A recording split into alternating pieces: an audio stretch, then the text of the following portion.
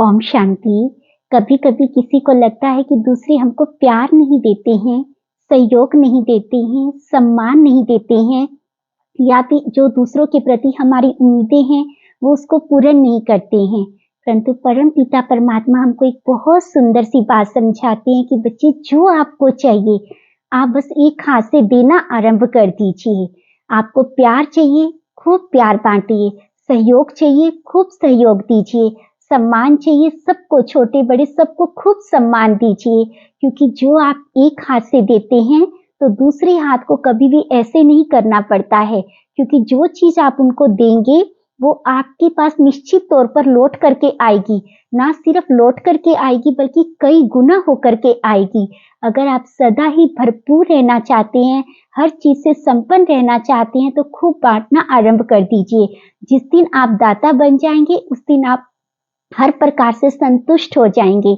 इस पर हमको एक बहुत अच्छी सी कहानी याद आती है कि एक बार एक गुरुजी के पास दो व्यक्ति आए जिनको उनका शिष्य बनना था। उन्होंने गुरुजी के पास आकर के कहा कि हमें आपका शिष्य बनना है। तो गुरुजी ने कहा, आप मेरे शिष्य तभी बन सकेंगे जब आप मेरी एक इच्छा को पूर्ण करेंगे। तो दोनों ने बहुत खुशी के साथ कहा, आप जो कहेंगे हम वो करेंगे। तो गुरुजी ने कहा, दोनों को एक एक फूलों की टोकरी दी और कहा कि जो शाम तक इसको खाली करके आएगा वही मेरा शिष्य बन सकेगा। उन्होंने कहा, ये तो बहुत आसान सा काम है।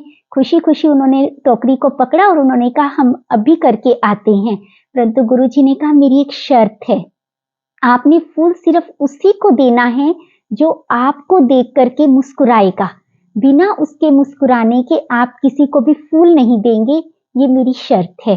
तो दोनों ही शिष्य उस टोकरी को लेकर के गांव की तरफ चल पड़े। अब जब शाम का समय हुआ तो दोनों वापिस आए।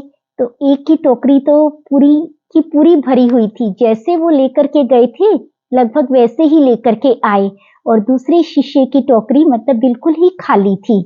तो पहले वाले शिष्य को लगा शायद इन्होंने कुछ गलत किया है, धोखा दिया है, माना ऐसे ही दे दिए होंगे फूल। परंतु जब गुरुजी के सामने गए तो गुरुजी ने पूछा कि आपने अपनी टोकरी को कैसे खाली किया, आपने क्या कहीं ऐसे तो किसी को नहीं दिया फूल? तो उन्होंने कहा, नहीं गुरुजी, मैं आपकी आज्ञा का उल्लंघन कैसे कर सकता था, मैंने सिर्फ उन्हीं को दिया जो मुझे देख करके मुस्कुराए। तो उन्होंने कहा, ऐसा आपके चेहरे पर क्या है? उस पहले वाले व्यक्ति ने कहा, ऐसा आपके चेहरे पर क्या है जो आपको देख करके सभी मुस्कुराए और आपने सभी को फूल दे दिए? उन्होंने कहा, बस मैं जिसको भी देखता था उसको देख करके मैं मुस्कुराता था, तो वो भी बदले में बहुत अच्छे से मेरे को देख करके मुस्कुराता था और मैं उसको फूल दे देता था। तो गुरुजी ने कहा, यही जीवन का लक्ष्य होना चाहिए, यही जीवन का एक पाठ है जो हम सबको पढ़ना चाहिए कि जो हम चाहते हैं पहले हमको वो देना पड़ता है। आप किसी को देख करके मुस्कुराओ और सामने वाला नाम को मुस्कुराए, ऐसा कभी नहीं होता है। तो इसलिए आज से ये शिकायत करना बंद कीजिए कि दूसरे हमको ये नहीं दे रहे हैं, पहले आप देना सीखिए। जिस दिन आप देना सीख जाएंगे उस दिन आपको कभी किसी से कोई शिकायत नहीं होगी और आप हर प्रकार से संपन्न, संतुष्ट और भरपूर रहेंगे।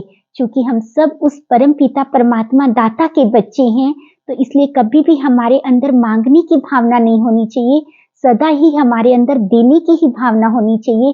तभी हम उसके बच्चे कहलाने के हकदार होंगे। आशा करते हैं कि आप सदा ही संतुष्ट रह करके दूसरों को संतुष्ट करेंगे और परमात्म प्यार की और उनकी दुआओं के अधिकारी बनेंगे। इसी शुभ भावना और कामना के साथ ओम शांति।